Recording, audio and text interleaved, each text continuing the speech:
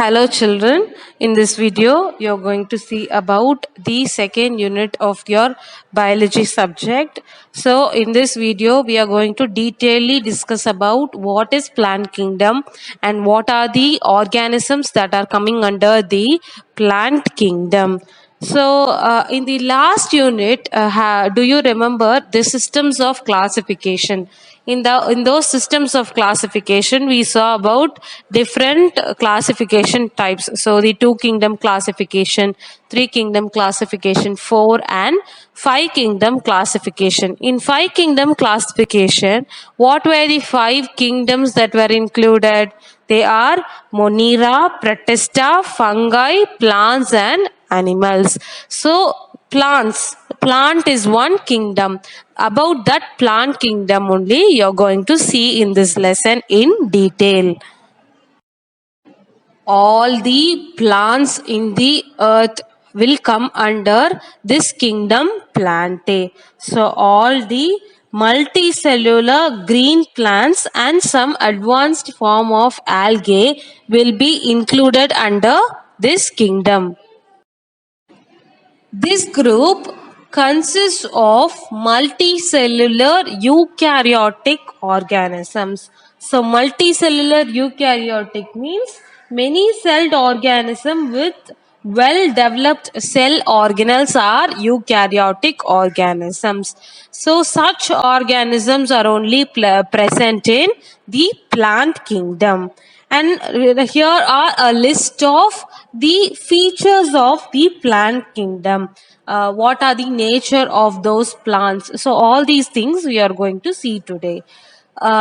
These organisms are autotrophs. So all the organisms present in the plant kingdom are autotrophs. So what are autotrophs means? These autotrophs, they produce their own food in the presence of sunlight, water and carbon dioxide with the help of chlorophyll by photosynthesis. So all the organisms that undergo photosynthesis are included under the plant kingdom. So all the plants only will undergo photosynthesis. So such plants are coming under the plant kingdom.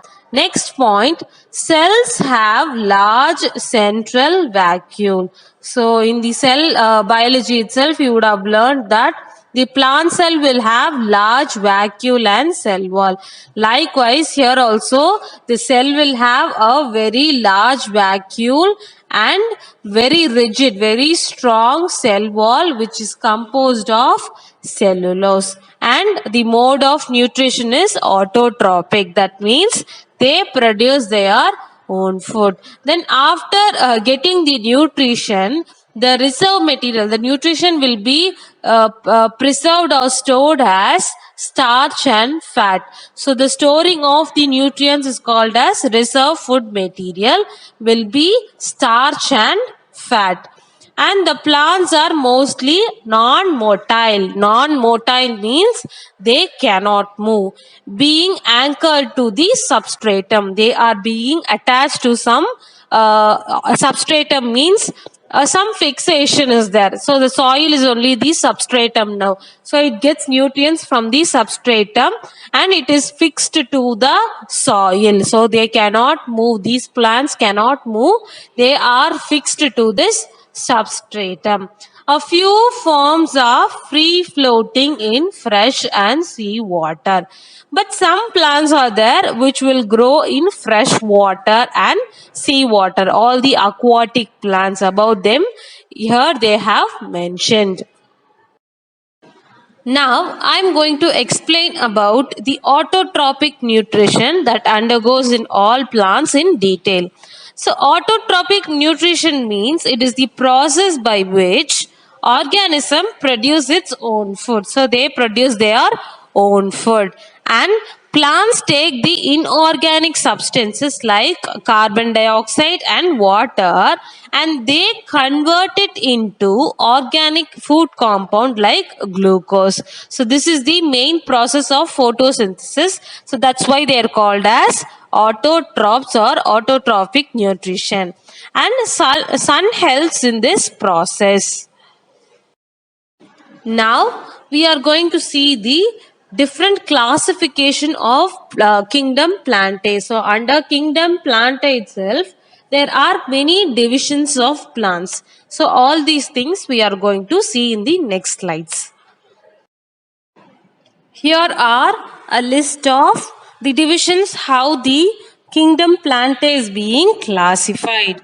So the plant kingdom is classified as Thallophyta, Bryophyta, Pteridophyta, Gymnosperms and Angiosperms. So these are the 5 divisions of kingdom Plantae. Now we are going to see those divisions one by one, like what are the types of organisms that are present in each of the divisions. So all these things we are going to discuss now.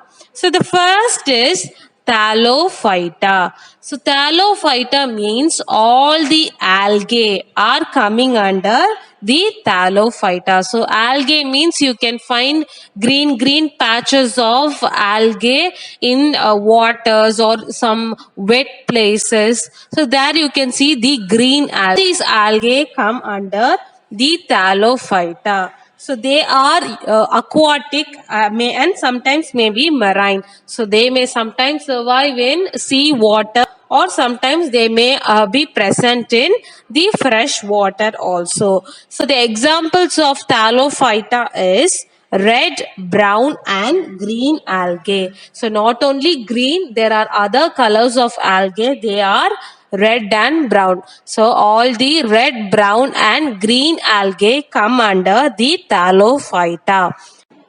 Next is Bryophyta. So Bryophyta means all the liverworts and mosses are coming under the Bryophyta, and these bryophytes, they are usually found in moist, very wet and shady and cold places. In such places only the bryophytes can be found. So in the coming slides I will show you the picture of liverworts and mosses and what they are. Next is Pteridophyta. So in Pteridophyta, they are vascular cryptograms. So vascular means they have xylem and phloem. Cryptograms means reproduction will be done with the help of spores only. Only asexual reproduction will happen. So such type of organisms are called as cryptograms. And in Pteridophyta, you cannot find any flowers or seeds because there is no sexual reproduction taking place. Only asexual reproduction takes place through spores. So that is why no seeds and flowers are there. Next is gymnosperms. So all the seed having plants are coming under the gymnosperms, and in angiosperms they produce flowers and fruits. So such organisms are called as angiosperms. So these are the 5 divisions of kingdom Plantae. The first division of the plant kingdom is Thallophyta. So Thallophyta means all the algae are included under Thallophyta. Organisms like Chlamydomonas and Volvox are coming under the Thallophyta division. So these are some of the algal organisms that comes under the Thallophyta. So Chlamydomonas and Volvox are the example. I have shown you the pictures of both the organisms. The plants in this group are commonly called as algae. So they are most primitive. They are in the oldest form and very simple plants. The anatomy of the plant is very simple. They do not possess vascular system. So vascular system means xylem and phloem is not present in this thallophytic animals. Plants. And next is plant body is not differentiated into stem, roots and leaves. So like the normal plant, it is not divided into stem, root and leaves. The whole plant body remains undivided mass of cells called thallus. So it is like a whole of plant body. So it is not being differentiated into roots or leaves or flowers. They are a undivided mass of substance. That mass is called as thallus and so called as thallophyta. So since they are together as an undivided mass, the mass is called as thallus. So that's why they are put under the division thallophyta. And most of the algae are aquatic. Some may be in fresh water and some may be in marine water also. Some are also terrestrial, that is, they live on the land, but they will survive only in very moist conditions. So in those places only algae will grow. They exhibit autotrophic mode of nutrition. So autotrophic means they produce their own food. That is, they produce their own food. And algal cells possess photosynthetic green pigment called chlorophyll, which helps them to synthesize their own food by the process of photosynthesis.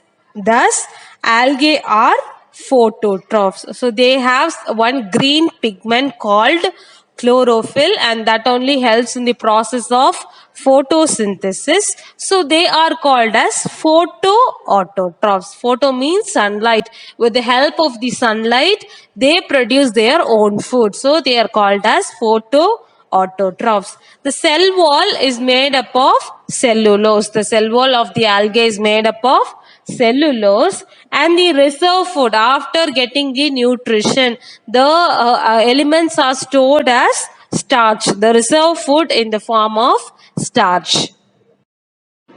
Some algae also have some additional pigments, that is colors. So other than chlorophyll, there are other additional accessory pigments such as red, brown and yellow. And accordingly, they have been classified into different groups such as green algae, red algae and brown algae. So other than green color, there are also other colors present like red, brown and yellow. So based on these colors also, these algae has been separated. And some of the algae like chlamydomonas, they are unicellular. That is, they are very small microorganisms and they only have one cell, which some are colonial. So some will be as a group. They will be multicellular, whereas chlamydomonas like organisms are only unicellular. They will be present to as groups. Volvox will be present to as groups, colonial.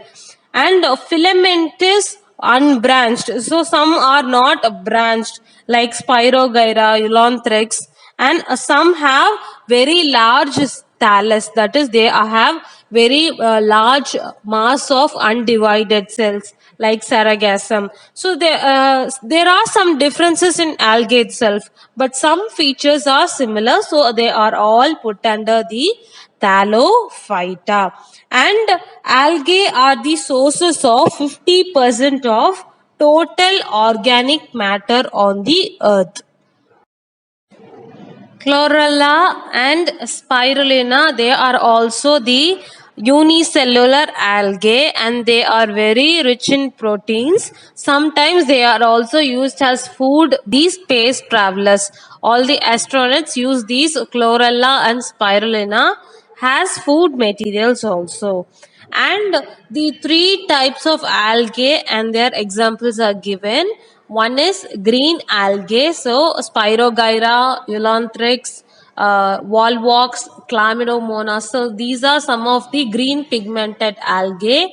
And brown algae is Fucus and Sargassum. They will be brown in color. And finally, red algae is Geladium and Gracilaria. These are some of the examples of the different algae and their different pigments.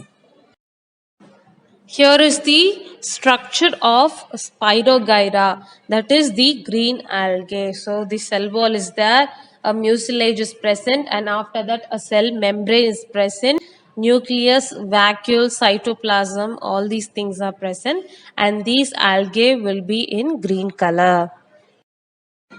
Next is, these are the pictures of brown algae.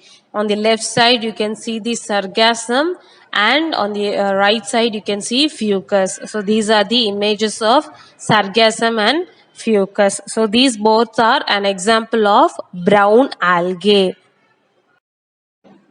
Next is red algae, example Gracilaria and Gelidium. So these are the two examples for the red algae. So I have given you the pictures, you can take a look of it.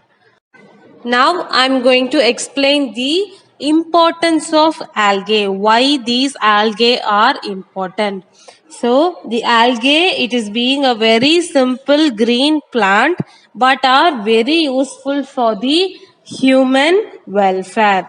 And the useful activities of the algae are, algae is used as food and algae is used as fodder. So algae is used as food. So algae form an important source of food, fishes, aquatic animal and other mammals including man. So it is used as a food for fishes, aquatic animals and also sometimes man.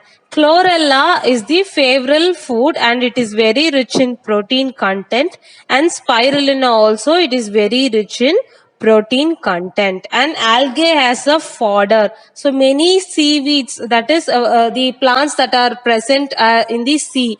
So these seaweeds are also used as fodder for the sheep, goats, cattle and poultry. For feeding the sheep, goats, cattle and poultry, sometimes algae are used. The other uses of algae are, algae is also used in industries.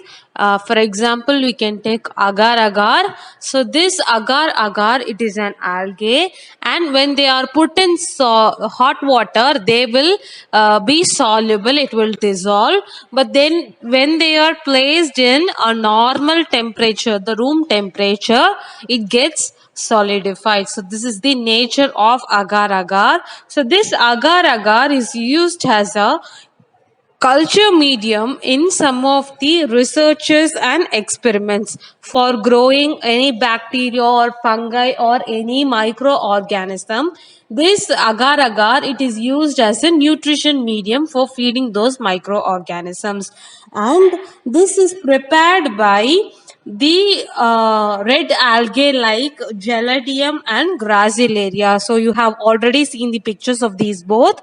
So from these red algae only, this agar agar is produced, and algae is also used in agriculture. In agriculture, algae is used for nitrogen fixation, for taking up the nitrogen from the atmosphere and giving to the plant. This algae is useful. And for soil reclamation, when the fertility of the soil is lost, so to regain it, this algae can be used. And algae is also used as fertilizers and manures. And algae is also used in sewage disposal, that is disposing the waste products. The photosynthetic activity of this algae, they produce oxygen which is used by the bacteria for sewage decomposition. So the oxygen that is produced from photosynthesis process, it is taken up by the bacteria, and by that this sewage is being disposed. So here indirectly the algae is helping to clean the sewage. Here are some of the pictures of the various algae. So first is Eulanthrix, Spirogyra, and near that the kelps are present. These are some of the algae, the green algae, and after that for the brown algae, Macrotystis, Fucus, Aliria, Sargassum. These are some of the examples for brown algae. And Porphyra, Laminaria, Sargassum. These are also some brown algae, and Carogen, algin. So Carogen is the red algae and algin is the brown algae. Chlorella, Spirulina, they are the green algae, and Geladium and Gracilaria are the red algae. So here are the various types of algae you can see in one picture.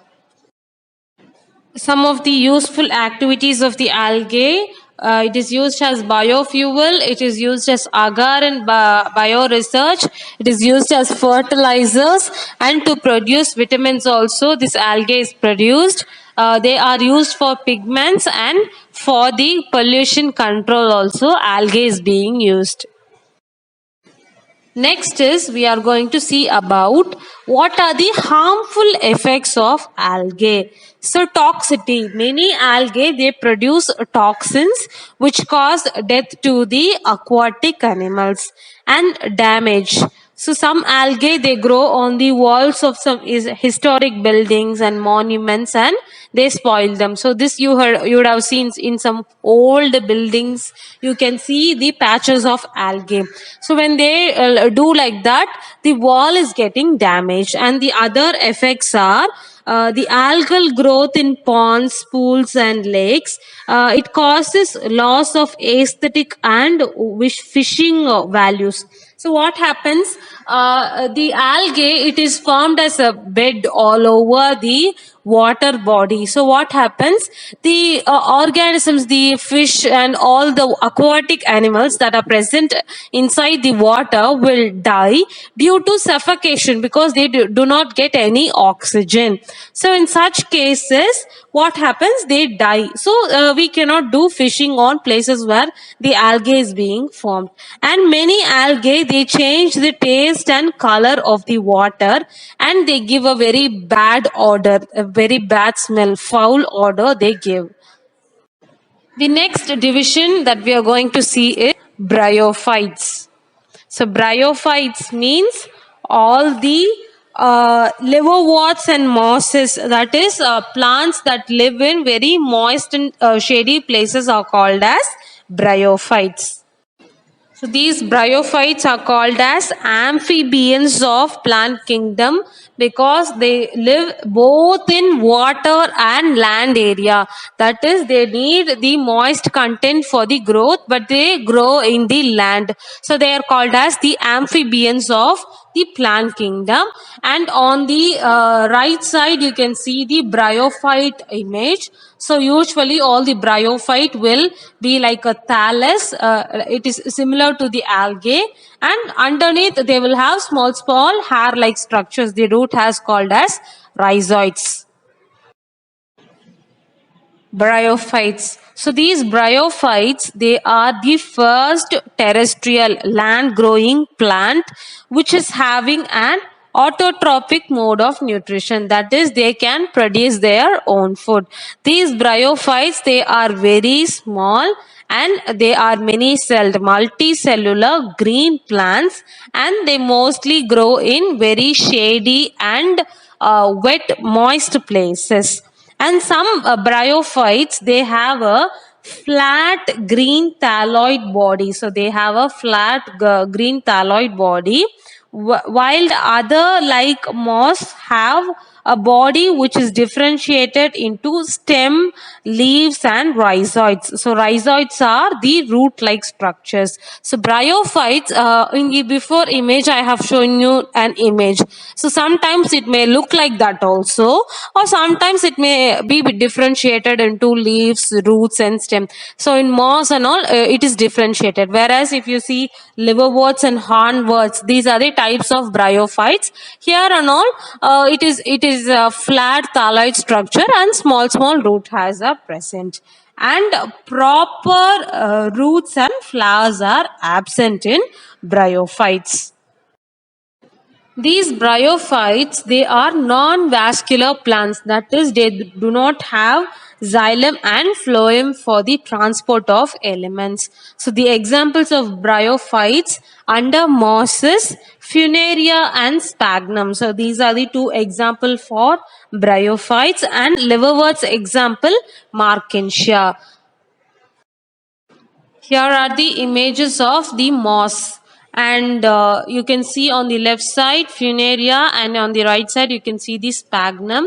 So like I already told you, in funaria you can see the stem is there, leaves are there, root is there. It is differentiated into different parts, but whereas in some cases it is not like that. The next example is liverworts. So example Markensia. So like I have already shown you the picture of bryophyte. This Markensia, it has a flat thalloid body, and below they have small root hairs called rhizoids. Now I'm going to explain about the mosses. So these mosses, they are the terrestrial bryophytes. So they'll grow in the land. They grow in very damp, very wet places in land. And they grow very close together and form a velvet mat-like substratum, and they play an important role in soil conservation by holding the soil particles together. So they form nearby, and it forms as a mat, and this helps to hold up the soil for soil conservation. So the last category of the bryophytes is liverworts. So these liverworts, they grow in very moist and shady places and on the bark of the tree. The tree trunk, on those places these liverworts grow, and also on the deep down woods. So the plant body of this liverwort, it is thalloid. It is a flat green body, and the thallus is dorsiventral. That is, the dorsal surface and the ventral surface, they will be different, and they are very closely attached to the substratum, the soil. And the leafy members, that is the leaves that are present, they are small leaves. They are also attached to the ground in two rows on the stem like structures. So small stem like structures are there over that, and on over the stem small leaves are present. So like this only the liverworts are present. Here you can find the images of moss and liverworts. So these moss you can see in beaches and all over the rocks. They would have formed some green layers. Liverworts, you can see it on the right side. Some leaf-like structures on over it. Some small cup-like structures are there. So this is the liverworts. So in this video we have seen about what is plant kingdom and what are the two divisions of plant kingdom. So till bryophytes I will stop. On the next class we will see the remaining. A PDF will be sent in your WhatsApp group. So write all the answers including the detailed answers on your notebook without any spelling mistake, and submit it on the given date. Thank you, children.